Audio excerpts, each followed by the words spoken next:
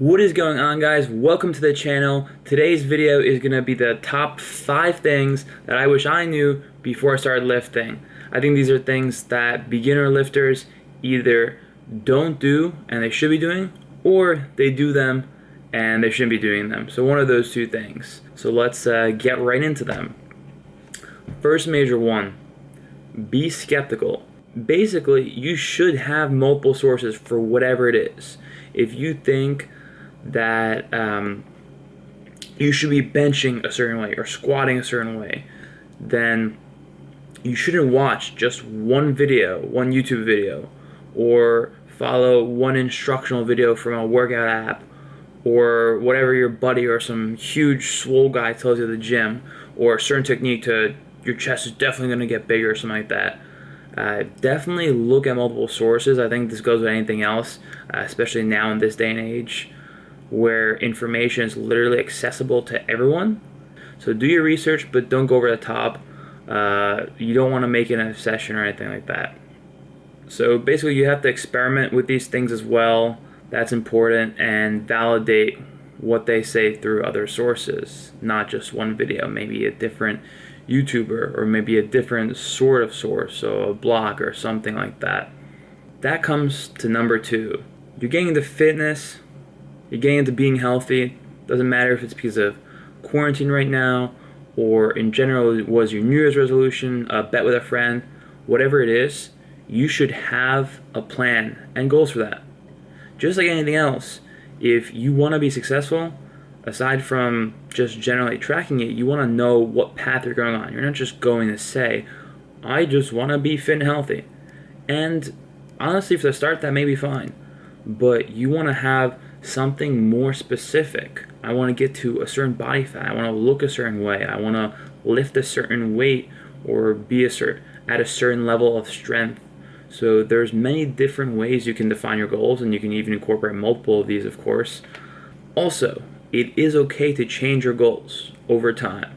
I don't think they should be changed every day or every other week, but you should be somehow holding yourself accountable for these goals and keeping track, analyzing your results, how you feel about them through some sort of diary, blog, even some sort of self-reflection, but something like that. And try to synergize them as much as possible. And coming prepared doesn't mean you should just have these goals. It means you gotta live and breathe these goals. So having the goals means you have this path setting forward, right? But just because you have this path doesn't mean you're going along it.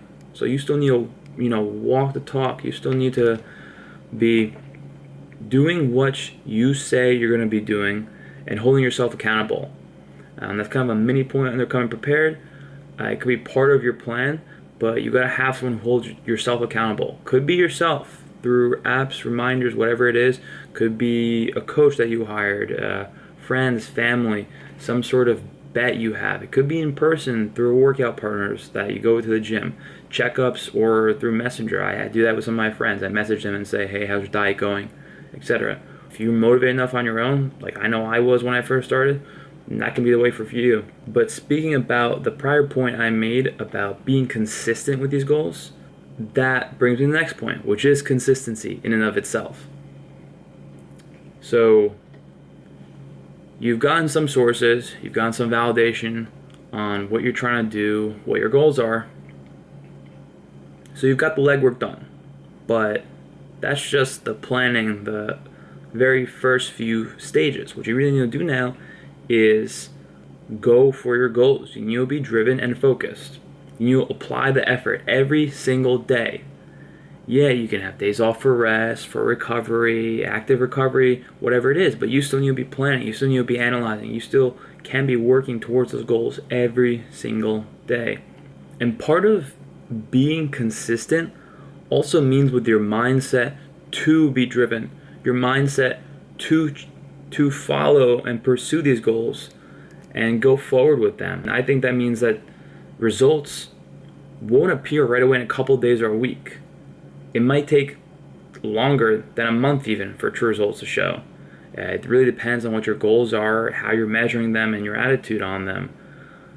Part of Not getting results though immediately also brings me to the next point, which is ego lifting or ego fitness. So that could include switching workout plans, diets, other factors, or just giving up because it doesn't seem to be working. Most of the time, people are impatient for results, and that means screwing up your plans. Use the fact that you're impatient for results to work harder. Use it as your motivator. So even if you have progress that's slow, it's still progress. On the end, you gotta work day by day, step by step for these. That means focusing more on your technique and form, being solid, putting in more reps, whatever it is that you're working towards with your goals, over increasing the weight like crazy. There's a lot of people who do those sort of ego lifts where they're at the gym and you can't be squatting just the bar or just a plate because that's too weak for you, and you think everyone's gonna judge you. Well, no one's judging you. And frankly, you shouldn't care what other people think regardless. Even if people are judging you, who cares? Who cares? If you're focusing on your goals consistently, if you're starting at the right weight, not injuring yourself by putting on 3 plates and you can't handle it, then you'll get to a level where other people will be admiring you because you're putting on heavy weight. But you took step by step to get there, and a lot of people don't see those step by step results. That also goes with warming up too. There's nothing wrong with warming up with just the bar for any exercise or doing stretches. It's not stupid. Stretching, warming up, getting your blood flowing in terms of whatever exercises you're doing is important, and I can explain more of that in a different video. Lifting heavy, I want to mention, is also just one part of ego lifting. There's also the fact that a lot of people think that nobody can critique them, and while I don't think that everyone has the best advice, it's kind of back to the previous point, being skeptical. Take it with a grain of salt. So maybe they do have a point. Maybe you're lifting too heavy. Maybe you're doing an exercise wrong and your grip's too wide or too narrow, whatever it may be. I think it's something that you should be open-minded about, because who knows, you may be doing something that may be less effective or could be injuring yourself, and you may not notice from your own if you're not recording or having a coach and you're just all on your own. So it never hurts.